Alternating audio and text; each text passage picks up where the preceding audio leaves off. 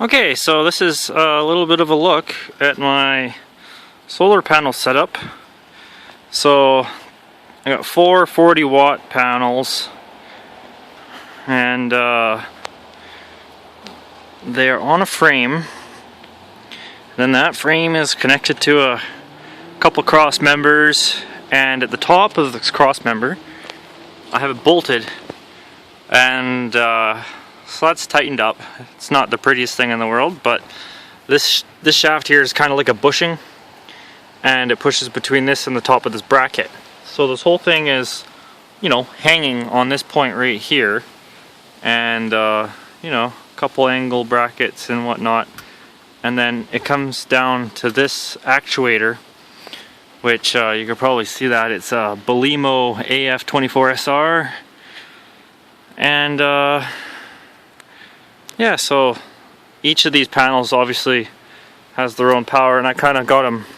I got 3 of them running off charging a battery, and then one of them powers the actuator, which eventually I'm gonna have the actuator tap into like main lines. I'll put like main lines on like something here where all the panels come in, and there'll be like positive and negative, and then so it'll be all shared power, and then from here I'll run the power out, and then the actuator can just run off of this main kind of tie-in grid setup.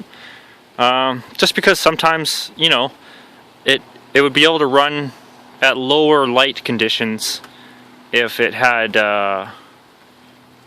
less, or I mean, like if it wasn't on just one panel, if all 4 panels could power it, then in first thing in the morning it could start, you know, I don't know, who knows what, it could just do something immediately, instead of when the end of the day hits, the light level's too low, it'll just spring reset back to start again, which is kind of, let's say the clouds go over, and then that happens, and then you know, and then the sun peeks out over at the corner again. The solar panels on the edge here, you know, they'll be able to see the sun coming in, and this will be saying, hey, turn, the sun's over there, and the actuator won't have enough power to run, so it just won't turn. So I can avoid that by having all the panels power it, and in low light conditions, once again, like I said. Like right now you can see the sun is kind of, I guess you can't really tell, but the sun is up there. I can see it brightening the clouds, and this thing is pointing right at it. So how this actually works is, I don't know if anyone's familiar with Belimos, but you can kind of see the little wiring diagram right there. So 24 volts AC, and it just so happens that these panels pump out AC and DC, so whatever, it works. I'm not complaining. And then you can see that there's line 3, which is 2 to 10 volts. So the 2 to 10 volts is a sensor. So this thing, these little panels here, they're connected together in such a way that the polarities counter each other. So when the lighting is even on both of them, it's set to, you know, I haven't measured it, but I would assume that unless one overpowers the other in some strange circumstance, they'll be less than 2 volts.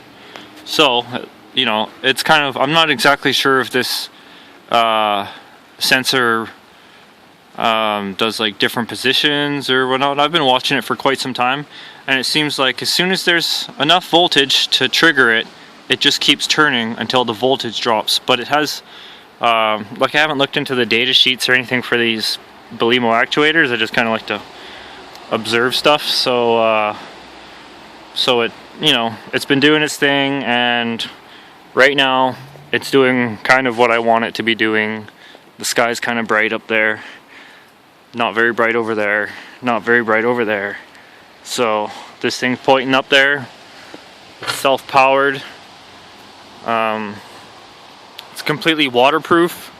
Now I'm not exactly sure, you know, they might get fussy about me putting holes in the panels to fasten them on, but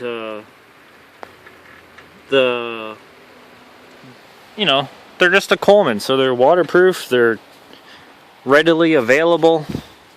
These ones are actually fairly expensive, but you know, you could get maybe like a 250 watt panel for $500 or something like that, or 200 watt panel for $500, and it would work on this setup just as well.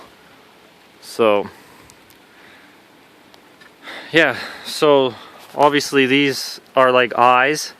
The light comes in from over here, and if this one was overpowered, or you know, if this one wasn't sensitive enough to counteract whatever this one's doing, then it won't quite work properly. And this thing kind of runs on in like a natural, I guess, justification really, where it'll spring return back and face the east, and then it has a natural inclination or justification, like I said before, to only go towards the west. So in whatever condition, if there's enough power to somehow trigger the sensor, it's only going to push it left, or I mean west. And yeah, one way or another, it's going to be pointing it at a light somehow, which is better than not pointing it at a light at all. So I guess, and then, so all of this, actually, I guess I'll describe some of the sources of all this material. Like, you can see that this is kind of hodgepodge, you know, but like that one bolt, good luck breaking that on your own, you know, like, so it's bolted here really, and then this is kind of just you know, I got the nut pushing down on this to give it extra support for this main bracket here.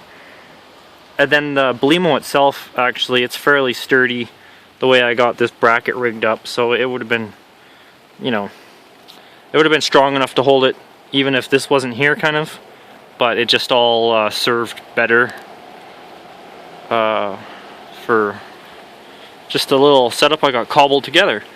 So, you know, just U-bolts. This steel here I got for free. It's just salvaged steel, and it was already pre-welded in this shape, and it just happened to work. This bar I got for free, it's salvaged. That pipe is salvaged.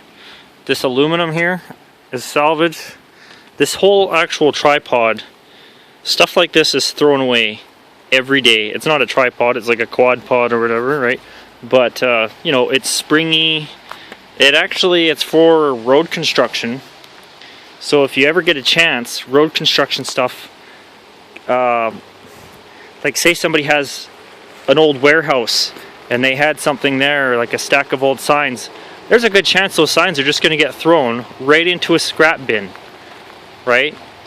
And stuff like this aluminum, it's perfectly good, but it's just like thrown away. It's ridiculous.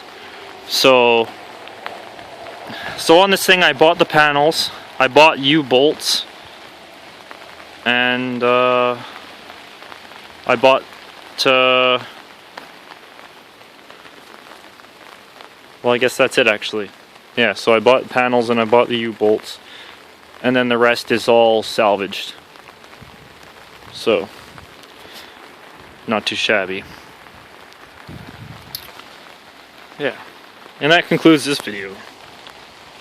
Hope you enjoy, and subscribe, share, comment, do whatever you want, argue. You know, gives me something to do, I guess. Thank you very much.